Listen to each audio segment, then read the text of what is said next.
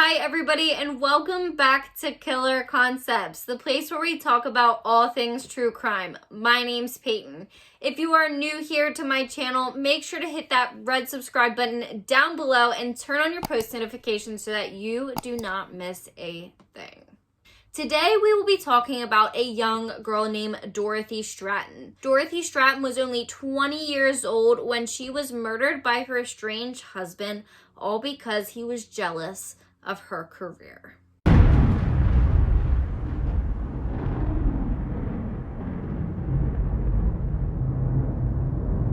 Dorothy Stratten was born February 28th, 1960 in Vancouver, British Columbia, which is in Canada. She was raised by a single mother who also raised her brother and her sister as well. Her mom was a very good mom. Her dad had left at a very young age, and so they really didn't have a lot of money. So when Dorothy reached the age of 14, she actually went and she got a job at a Dairy Queen in British Columbia. Now, Dorothy was never really a very popular girl. People had actually made fun of her when she was younger because they thought that she had really big lips, which eventually would mean a lot in her future career. And they just didn't think she was that beautiful. So she didn't have the best self-esteem. She really had only ever had one boyfriend. And so she was pretty naive. Now, when she was 18, she was still working at the Dairy Queen. She knew she eventually wanted to get another job because she was outgrowing the pigtail hairstyle that they made her wear. And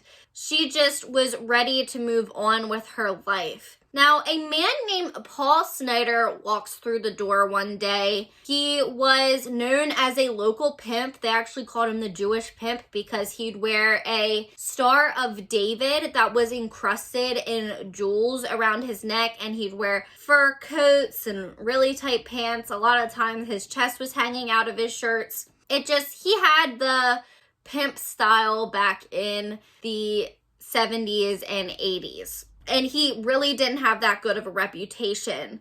Dorothy did not know that, and when she met Paul Snyder, she believed he was very charming. Now remember, Dorothy was only 18 years old at the time, and Paul Snyder was actually 26 years old, which was a pretty large age gap. Paul had actually come in with another girl, and so when he saw Dorothy, he just saw money signs. So a little bit about Paul. Like I said, Paul would wear mink fur coats. He drove a Corvette, and he liked to make himself seem like he was some Hollywood superstar because that's who he wanted to be. He had had a really rough childhood, and he had also always been like this really scrawny guy. And so when he got older, he ended up going to the gym, and he'd work out in order to bulk himself up because he wanted to be fit and he wanted to be a ladies' man. Many women on the nightclub circuit found him attractive. He had dark brown hair and he had a well-groomed mustache. Paul spent most of his time doing a lot of different things. He actually had a small group of girls that he'd pimp out, but he mainly made an income from being a promoter for a cycle and car shows in the area. Sometimes he would actually find old washed up playboys to come and model at the car shows, which would help draw people in. Paul was just one of those guys who he wanted to be famous, but he didn't really have what it took to be that kind of person. So when he walked in the Dairy Queen that day and he locked eyes with 18-year-old Dorothy Stratten, he just saw money signs. She was a natural beauty. She had the girl next door look. She wasn't anything fancy, but she was just naturally beautiful. She had large breasts, big lips, beautiful eyes, bright blonde hair. She had long legs. She was exactly what he thought he needed in order to start making some real money.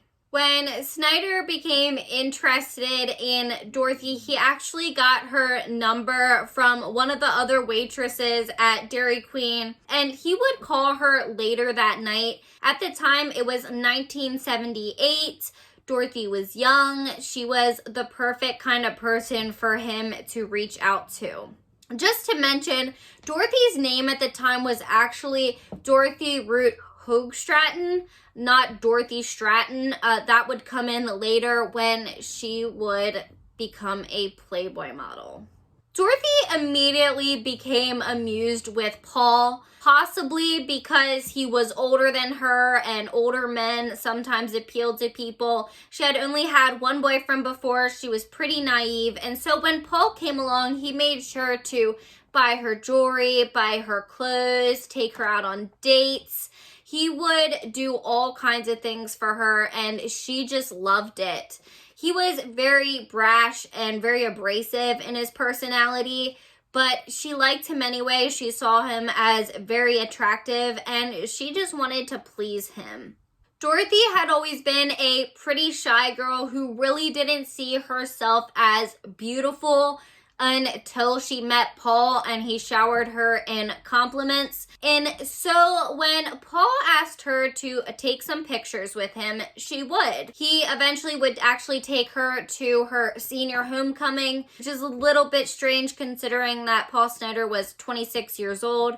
And he'd buy her this really beautiful and stunning white dress. And he later would have her take pictures in it with him. These pictures that he had her take were with a German photographer named Hugh Meyer. She had looked very much like the girl next door in it. And so Paul saw nothing but opportunities. In 1978, Paul Snider actually saw an ad for the Great Playmate search that Hugh Hefner was having for the anniversary of Playboy, and he saw it as the perfect opportunity to showcase Dorothy. Dorothy said no multiple times. He kept prying at her and convincing her when she'd come over. He would work at it a little bit more and more. She really didn't know what her family would think about it, and she didn't want to tell them. But eventually she said yes to at least having some sample photos taken. So Paul had Hugh Meyer come and take pictures of Dorothy in the nude. At first she was super uncomfortable, but then she started to come out of her shell and the pictures were beautiful. Paul was super excited, and so was Meyer, because Paul had told him that he was going to get a $1,000 finder's fee if Playboy decided to use Dorothy. However, Paul would turn his back on Meyer and he would end up hiring another photographer who had actually scouted Playboy models before that he knew. The photographer's name was Ken Honey, and he was actually a little bit different to work with than Meyer. So he actually told Dorothy and Paul that because Dorothy was only 18 years old at the time, that there would have to be a signature from her mother in order to take nude photographs of her. This is because in Canada, the legal age to do things like that is 19 years old. Dorothy eventually would convince her mom to sign the paper with many reservations, but she signed it, and Dorothy would have the pictures done by Honey. Now, Paul was always very controlling and he wanted to be there for the pictures, but Honey had said that the models were much more comfortable when it was just the two of them, and he really brought Dorothy out of the show, and he would take gorgeous photos of her. These photos would end up in the hands of none other than Hugh Hefner. Now, it would come down to 18-year-old Dorothy, the beautiful blonde, or 22-year-old college student Candy Loving, who was a beautiful brunette. Candy Loving would end up winning the competition in the end, but Playboy had been so excited about the pictures of Dorothy that in August of 1978, Playboy would send Ken Honey $1,000 finder's fee, and they'd fly Dorothy Stratten to Los Angeles in order to do some test shoots. Playboy would love Dorothy's pictures, and they would actually name her Playboy of the Month for August 1979. So until that happened, she was staying in Los Angeles. She was taking many pictures. Once Hugh Hefner saw that she was good with talking to people and socializing, He actually gave her a job at the Century City Playboy Club. This is where the famous Playboy bunnies are from, where they wear the bunny ears, they have the little black suits with the bow ties. That is these Playboy bunnies. So patrons would come and they'd pay money to just come see the girls and have a good dining experience. Since Dorothy was only 18 at the time and she wasn't old enough to serve alcohol, Hugh had her actually be a greeter at the door, and people absolutely loved her. To Playboy, young Dorothy was seen as the girl next door, and Hugh saw her as somebody who could make him a lot of money and have the potential to be something bigger than just a nude model. Like I said before, she originally had the last name Hoog Stratten. Playboy didn't think this name was very sexy, and so they shortened it to Stratten, and that's where her name became Dorothy Stratten. Dorothy would work really closely with photographer Mario Casilli, who would make her feel super comfortable in her nude photo shoots. Even though she was nude, he for some reason was kind of like an uncle or a grandpa-like figure, which just made her feel very comfortable in her own skin, and all the photo shoots were just fun for her. Dorothy was not used to thinking she was beautiful, and Marilyn Grabowski, Playboy's editor, had actually said that Dorothy was, quote, a babe in the woods, end quote, and she just really didn't know she was beautiful. Playboy was so excited with Dorothy's pictures that they actually introduced her to a man named David Wilder. He was somebody who found the other Playmates films and photo shoots to be a part of and just helped them improve their careers. Wilder met Dorothy for coffee and he absolutely adored her. In an article called A Death of a Playmate, he said, quote, "A quality like Dorothy Stratten's comes by once in a lifetime. She was exactly what this town likes. A beautiful girl who could act." End quote. Dorothy started with many small roles such as Americathon. She was in Skate Town, USA. But her first real movie role was as a Galaxina in a movie about a female robot. So while Dorothy was traveling and she was moving around doing photo shoots and meet and greets, Paul was looking for other business ventures and he was out spending Dorothy's money. He wanted to buy a house. Dorothy wasn't really sure of it. He was kind of overwhelming her at that point. He actually had a plate made for his car that said Star 80 on it because Dorothy was becoming a star in Hollywood. Once her role in Galaxina and then many of the small Playboy films, the world just started falling in love with Dorothy Stratten. And while this was what Paul Snider had wanted, he was not a really big fan of it all. One of the reasons is because at first Dorothy had taken him to a costume party at the mansion. He was excited to meet Hef. Hugh Hefner wasn't really interested in him. He actually saw him more as like a pimp-like figure, which he previously had been, so he called it right. And the mansion eventually closed the doors to Snider when he would come there without Dorothy because he would be kissing up on other girls in the grotto and talking to other women when they all knew that he was Dorothy's boyfriend and fiance. The more money Dorothy made and the busier she got, Paul would spend more and more of her money and she would just have to find better work. They lived in a small apartment in Los Angeles, which they shared with a doctor and another woman. Paul eventually would find some things to do of his own. He met a bar owner and he actually helped come up with the idea of the male strip club called Chippendales, which very much was like the Century City Playboy Club, but with men. But as said before, Paul was not really that savvy with business. And so he really didn't think ahead when he came up with the idea. And the people he had originally went into the business stole it from him, and he got no credit or no money out of it whatsoever. As I said, Dorothy was getting more and more popular, more and more busy.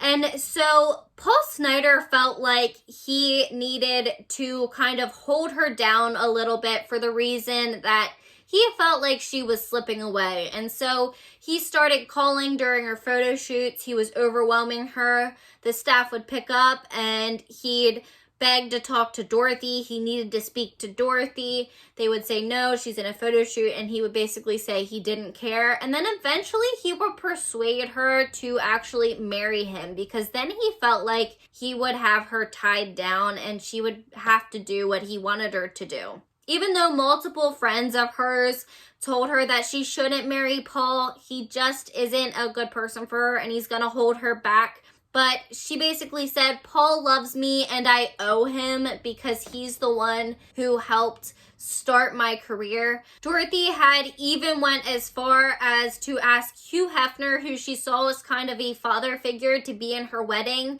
but he politely declined because he did not think that Paul Snider was the man for her. So on June 1st, 1979, Paul and Dorothy would marry in Vegas, and then the next month, she would actually fly home to Canada for a promotional tour there. Dorothy would only become a bigger star, and then in 1980, she would actually gain the title Playmate of the Year, in which Paul should have been super excited about because the person that he had tried to get to the top had finally made it there. Like I said, the more she became, the less she was interested in Paul, and he didn't like that because he was the kind of guy who had to have all control. For her Playmate of the Year photo shoot, Dorothy Stratten was dressed as a full-on goddess. She looked gorgeous and she became a very popular hit. She ended up doing a tour. When Stratten would win Playmate of the Year, she actually would win $200,000 in prizes, which was a lot back then. Some of this was money. Another chunk of it was a bathtub. There was just all kinds of things there, and she actually had also won a car, but Paul Snider, her husband, had actually taken it and he sold it to make money and he spent it on himself. As Dorothy Stratten was becoming a bigger and bigger star, Hugh Hefner ended up introducing her to a financial advisor so that she could keep track of her finances because she was making more and more money. This ended up upsetting Paul because they made it so that Dorothy had an account for all the money she made on films and stuff, which was Dorothy Stratten Enterprises, and then she also had the account that she had with Paul, which was their joint account, and she didn't put as much money in there. Paul thought he should have as much access to her money as he could, but she did not agree with him because he was just spending it all and he wasn't doing anything to make any of it back. And so he only had access to their joint account, which really upset him. Soon, though, Dorothy would meet a man named Peter Bogdanovich. He was 41 years old at the time, and he was a very big director. When he laid eyes on Dorothy, he absolutely had to have her. He thought she was gorgeous, and he was a very close friend of Hugh Hefner's. When he saw her act, he decided that he was going to cast her alongside Audrey Hepburn in his movie They All Laughed. Bogdanovich had Dorothy come to his house to read the script, and he absolutely fell in love with her. He said she was great at it, and he actually rewrote it so that she could have a little bit more screen time because he liked her that much. He had her read the script 2 or 3 more times, and then he finally cast her for the movie. Shortly after then, they would start filming in New York, where she would actually have to leave Paul behind once again. Paul, as always, hated this, and he really did not like Bogdanovich because he had actually had an affair with Sybil Shepherd, who was another actress while he was still married to his wife. And so Paul was afraid that Bogdanovich was going to do the same with Dorothy. Paul Snider had asked Dorothy if he could go along with her to New York, in which she would respond no, because nobody else was allowed to go to the set in New York, and he was really upset with this, but he stayed behind. When Dorothy went to New York, she ended up getting super close with Peter Bogdanovich. Many people on set really wondered if they were having an affair, which was not confirmed until after the movie They All Laughed came out, because Peter was worried that it would ruin the movie. While Dorothy was on set, Paul would be calling her constantly, and she would eventually begin screening his calls. He'd get very upset. He'd call her hotel room, and then he'd call the set directly.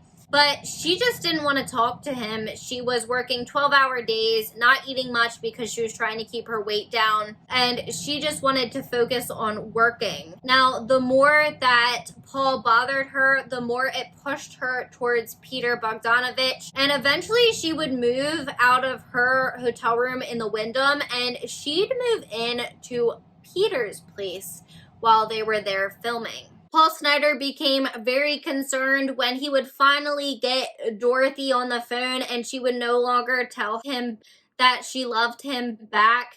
And then during a shooting break, Dorothy would fly back to Los Angeles. She would do the Johnny Carson show as well as another Playmate of the Year luncheon.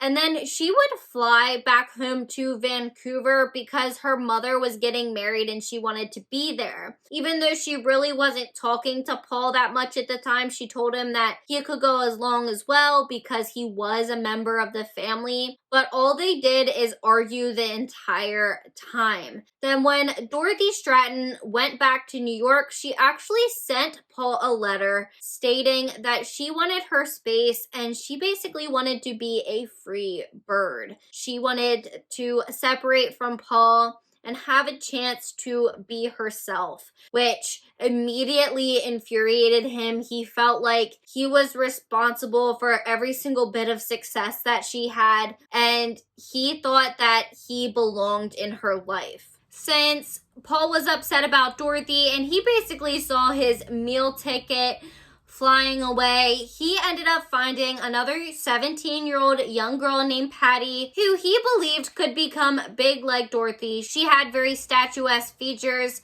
He tried training and sending her to Playboy, but they just weren't interested. And so then in his spare time, he actually started building a wooden bondage rack type thing in which he thought he could sell that eventually. But Paul had one last thing up his sleeve. So not long before Paul and Dorothy had gotten married, he had convinced Dorothy to have a photo shoot done and had posters made where he believed they could net a good $300,000 from selling these posters of Dorothy. And so when the proofs finally came in from the photographers, Paul had to get them to Dorothy right away so that she could approve them. The photographers, Bill and Susan LaChase, would fly to New York where they would go to show Dorothy the photographs. They actually had went to Dorothy's suite at the Wyndham to try and show her these pictures, but they were told that she was not there and they were actually sent to Peter Bogdanovich's suite. And this is where they would find Dorothy. But when they finally got in contact with her, she opened the door and she came out because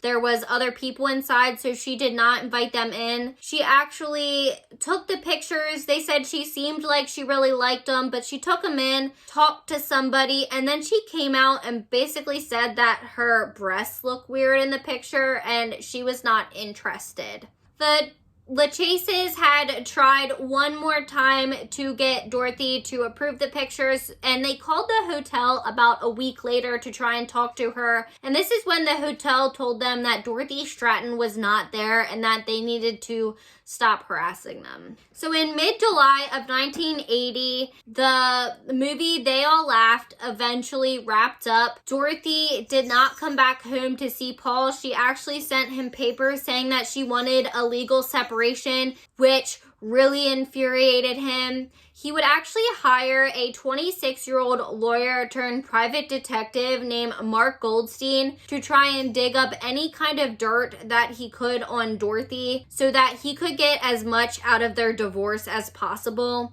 Paul Snider wanted weekly payments from Dorothy as well as a large sum of money, and he wanted her to buy him a house, but he didn't want to divorce her because he didn't want Peter Bogdanovich to have that satisfaction. And so he had Mark Goldstein try and find as much about what was going on as possible so that they could use it against her in the divorce. Mark Goldstein started to come over every day and working very closely with Paul, but Paul started slowly losing steam. He was getting burned out, even though Goldstein said that they could win this battle. He was just tired and he wanted Dorothy back. He tried calling her multiple times and she just wasn't interested. While Paul Snider was working really closely with Goldstein, Dorothy had actually ran off to London on a holiday with Peter Bogdanovich. It's the first time that she had been overseas and she absolutely enjoyed it. He showed her everything she could possibly want to see and she had a wonderful time. But Paul had started developing a plan while she was gone, and he wanted to see Dorothy.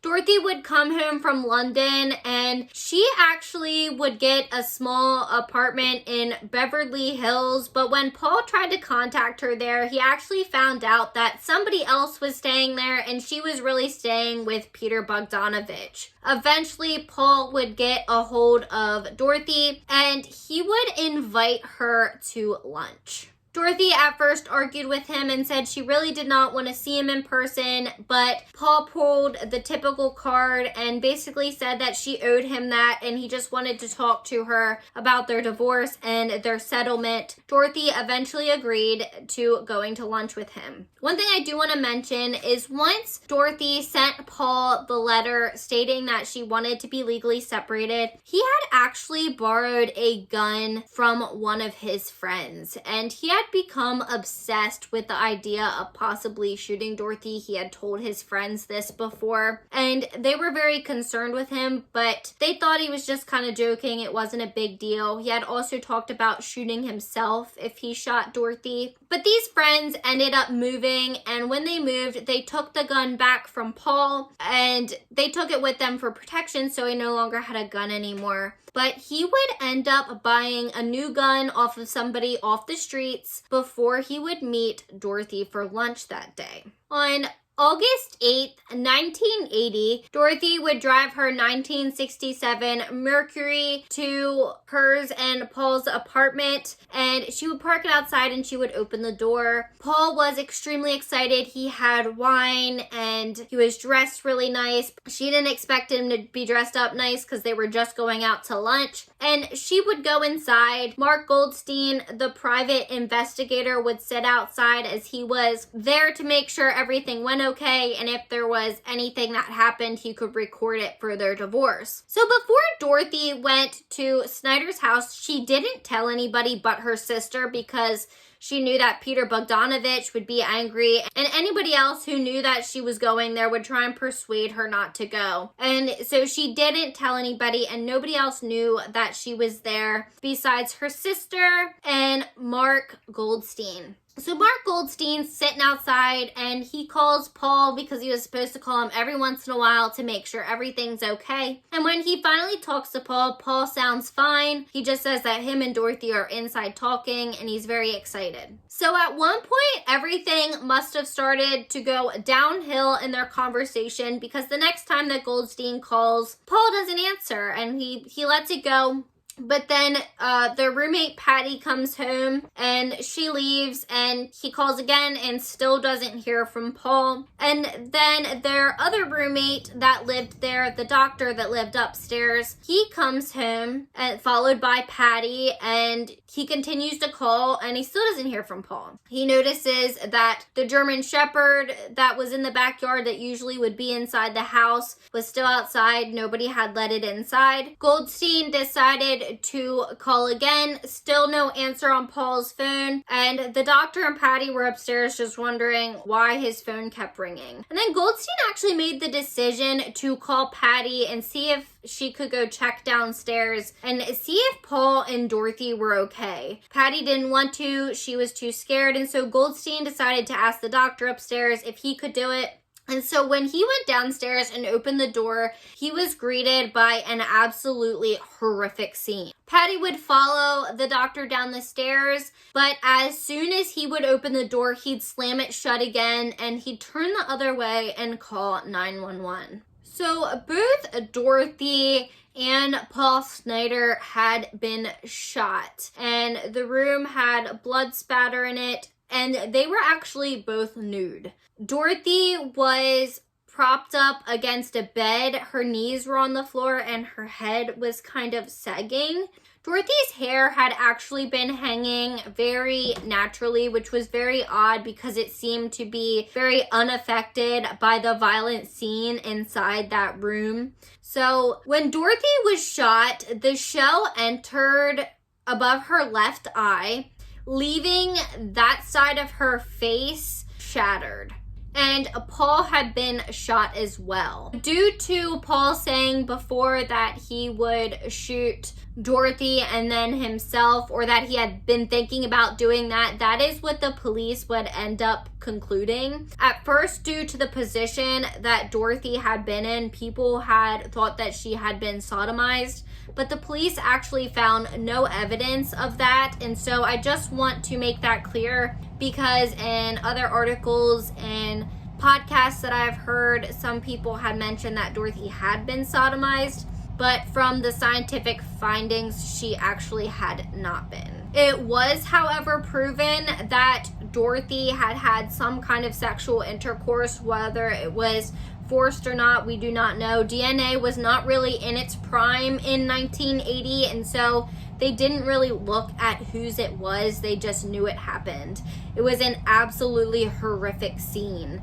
Mark Goldstein would call Hugh Hefner and he would tell him what happened before the news broke out, and he found out that way. And then Hefner would tell Peter Bogdanovich, who was apparently totally distraught over what happened. Once Dorothy was dead and she had died in such a brutal manner, Playboy pulled any of the photos of her out that they could, because they were afraid people wouldn't want to look at a girl who had died so brutally, and they didn't want it to ruin their magazine.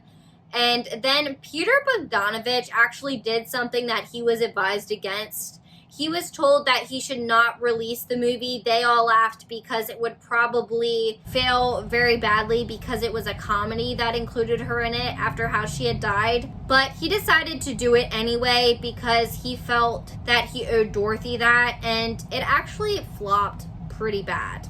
The weirdest thing, though, is several years after Dorothy had died, Peter Bogdanovich actually married Dorothy's sister, who was even younger than her. Remember, Peter was like 21 years older than Dorothy when he met her. So just imagine how old he was for her younger sister. They would actually marry and have children, and then later they would divorce, but they would still work together on movies. So while Dorothy Stratten was dead, Peter Bogdanovich still married a Stratten. So that is all I have today on the Dorothy Stratten story. She was a beautiful young starlet who was murdered by her estranged husband way too soon in life. She would probably still be doing big things today if she had not been killed. My heart goes out to her surviving family and anybody who had the pleasure to be close to her. Now, I hope I got everything right in Dorothy's case. If you know her story very well and you see anything I may have missed or something to that matter, make sure to comment that down below in the description box, or you can send me an email at killerconceptsvlog@gmail.com, or you could reach out to me on Instagram. If you have not done so already, make sure to hit that red subscribe button down below and turn on your post notifications so that you do not miss a thing, because I will bring true crime to you weekly, and sometimes it's bi-weekly. It depends on my schedule, but I will always let you know. Before you go, remember that the world's most dangerous minds hide in the most unlikely places. Stay safe.